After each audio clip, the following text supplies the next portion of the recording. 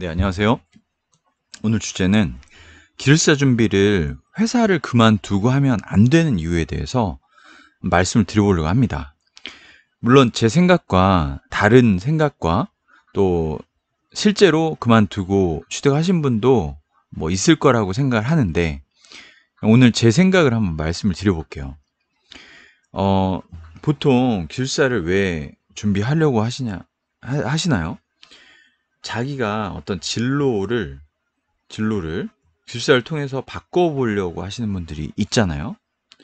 자, 바꿔보려는 분들, 뭐 예를 들면 감리사를 한다든지, 뭐 이런 분들이 있을 수 있어요. 또는 공무원 특채 같은 게 있을 수 있습니다. 또는 사실 많은 비율이 저는 여기라고 생각하는데 하던 일을 그대로 계속해요. 대부분 그냥 하던 일을 계속한다. 자, 이런 상황에서 제가 보통 왜 근데 이런 생각을 하게 되냐면 현재 하는 일이 힘들거나 뭐 적성이 안 맞거나 어떤 수준을 좀 더 높이고 싶은 경우 할 수 있죠. 준비를 할 수는 있어요. 준비는 할 수 있는데 결국은 하던 일이 계속 되어질 확률이 높다라는 거예요. 그 하던 일이 바뀌는 분야는 예를 들면 변리사 같은 경우를 취득하면은 뭐 변리에 대한 그런 그 연수를 받고 나서 변리사 업무를 하는 거예요. 뭐 특허청에 갈 수도 있고 변리사무소에 일할 수도 있고요. 실제 변리업을 하죠. 그 업을. 하지만 기술사분들은 그냥 하시던 일들, 다니고 있던 회사를 그대로 다녀요. 과장으로 일하고 있었으면 그냥 과장으로 일을 해요, 계속. 개발자로 일하고 있었으면 그냥, 그냥 개발 일 계속 해요. 바뀌는 게 없어요. 물론, 아까도 말씀드렸지만, 감리사라든가 공무원으로 진출을 하신다면 확 바뀌는 삶을 살 수는 있겠죠. 자, 바뀌지 않기 때문에 하시던 일을 계속 하는 거를 추천을 드리는 바예요. 또 하나는 정말 중요한 얘기일 수 있는데요. 자, 예를 들면 1년이나 2년 정도를 예를 들면 회사를 안 다니고 이 공부를 집중해서 한다. 그러면 사실 공부 시간은 좀 획득할 수가 있겠죠. 뭐 집중도 더 잘 될 수도 있고 이건 모르겠어요. 안 될 수도 있고. 근데 문제는 뭐냐면 1년이나 2년이라는 시간 안에 이 자격증을 획득할 수 있냐라는 부분이 좀 미지수예요. 아, 이게 어렵다거나 안 된다라는 뜻을 말씀드린 게 아니라 하다 보면은 안 될 수도 있을 가능성에 대해서 얘기를 드리는 거예요. 물론 뭐 고시를 준비하시거나 뭐 행정고시 같은 거 있잖아요.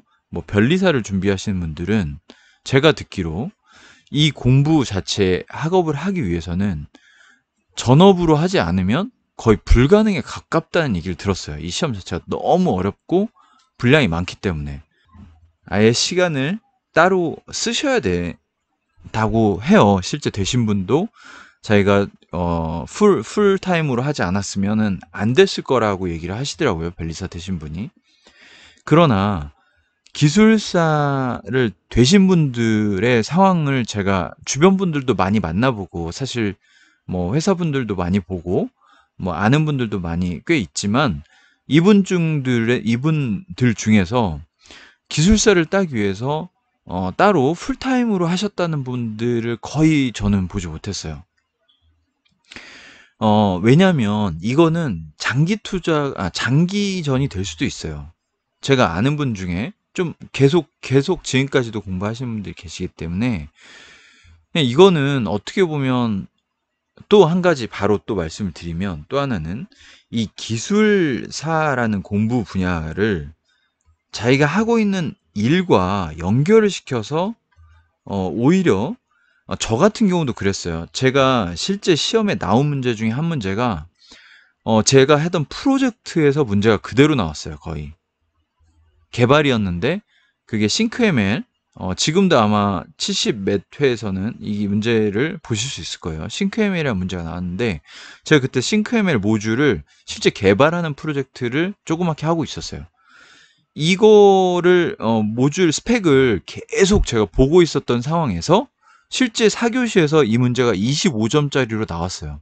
물론 이런 우연을 기대하기는 힘들어요. 근데 제가 드릴 수 있는 말씀, 그리고 드리려고 하는 얘기는 뭐냐면, 이 현장에서 업무하던 것들이 문제가 혹시라도 비슷하게라도 나오면 그 문제만큼은 누구보다도 더 멋지게 소화해낼 수 있다라는 부분이에요. 왜냐면 내가 현장감 있게 뭔가를 덧붙일 수가 있으니까. 거기서 엣지가 확 사는 거죠. 근데 이론만 가지고 공부하신 분들, 책만 가지고 공부하신 분들은 그것이 무엇인지를, 사실은 실체를 잘 모를 수 있어요. 자기가 DB 분야를 실제 업무를 안 해본 사람이 DB 책을 아무리 많이 봐도 그 쥐어지는 바가 없기 때문에, 손에 쥐어지는 바가 없으면 내가 쓸 때 자신감이 확실히 떨어져요. 무엇인지에 대해서 확실히 못 써요, 잘. 그러면 어떻게 보면 방어전 하기에 바쁘거든요. 방어전 하다가 내가 실제 해본 일이 딱 나왔다. 그러면 엄청난 공격을 쏟아부어야 되는데 1년, 2년을 쉰다? 그러니까 공부를 하지만 내가 현장에서 떠난다? 그러면 이거는 감이 좀 약해질 수 있다라는 거예요. 저는 그래서 오히려 공부를 일하시면서 하는 거가 좋다라는 말씀을 또 강조를 드리고 싶고요. 그리고 제가 그 풀타임의 오해가 있더라고요. 제가 뭐 풀타임을 해본 적은 없는데, 사업을 하시겠다거나 그 MBA를 예전에 좀 인기였죠. 제가 한참 뭐 공부하고 그럴 때 인기였는데, 사업 또는 뭐 이런 그 기술고시 같은 고시, 이때 이제 풀타임으로 이렇게 확 뛰어드는 경우가 있잖아요. 근데 풀타임이라는 게 의외로 시간 대비 효율이 떨어진다라는 얘기를 하더라고요. 특히 아주 공부할 학창 시절이 아닌 이상은 우리가 또 생각도 많다 보니까, 또 하나는 이게 또 뭐가 있냐면, 이렇게 일을 하시던 분들이 10년 정도씩 일을 하시던 분들이 갑자기 풀타임이 되면 불안감이 엄청나게 커요. 왜냐하면 나이가 이미 좀 어느 정도 있기 때문에 이 뒤에 대한 보장이 없는 상태에서, 그러니까 딱 1년만 공부하면 돼, 뭐 이런 보장 없잖아요. 이런 상태에서 일단 달려보는 건데, 점점 시간이 갈수록 내가 뭐 또 다른 회사를 준비해야 될 시간은 적어지고, 또 그리고 그 회사에서도 물어보겠죠. 그 공백기에 뭘 했냐. 물론 이제 공부 같은 걸 하면 도움이 되겠지만 그 마음이 불안한 감도 있다라는 거예요. 그러면 집중력이 오히려 떨어진다라는 거죠. 내가 비빌 언덕이 그래도 있고, 물론 그것이 배수의 진으로 역할을 할 수도 있지만, 너무 불안한 경우는 또 그것도 안 되는 거죠. 하루 종일 불안해하면서 공부가 집중이 될까요? 그러니까 어떻게 보면 내가 회사를 다니는 것 자체가 불만인 경우가 가장 좋아요. 가장 시너지가 날 수 있는데, 다니면서 이제 일을 악물고 하되 남은 시간 또는 짜투리 시간, 내가 시간을 만들어서 어떻게든 내가 이 다음 넥스트를 준비해야 되겠다, 이런 마음을 먹는 경우가 어떻게 보면 가장 집중도 잘 되고, 뭐 큰 문제가 되지도 않고 그럴 수 있다라는 거죠. 물론 이렇게 전업으로 풀타임으로 하시려는 분들의 마음은 알겠고, 뭐 고시를 준비하시겠다, 또는 변리사를 하시겠다, 또는 뭐 진짜 뭐 MBA는 지금 요즘 많아지고,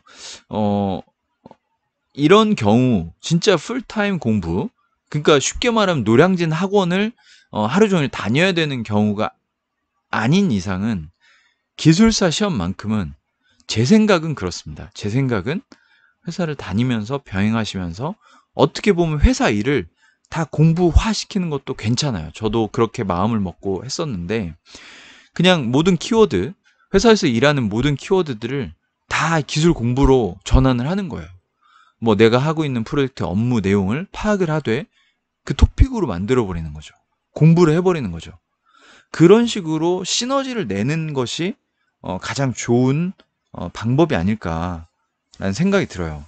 그래서 프로젝트를 자기 무기화 삼는 것을 추천을 드립니다. 짧게 관련된 내용을 말씀주셨고요. 부디 마음이 너무 앞서가서 현실을 너무 이렇게 생각하지 못하는 결정을 하지 않으시기를 바랍니다. 오늘 얘기 주제는 이랬고요. 관련돼서 혹시 또 추가적인 질문이 있으면 진로 관련 또는 기숙사 준비 관련 물어봐 주시면 제가 답변 또 드리도록 하겠습니다. 감사합니다.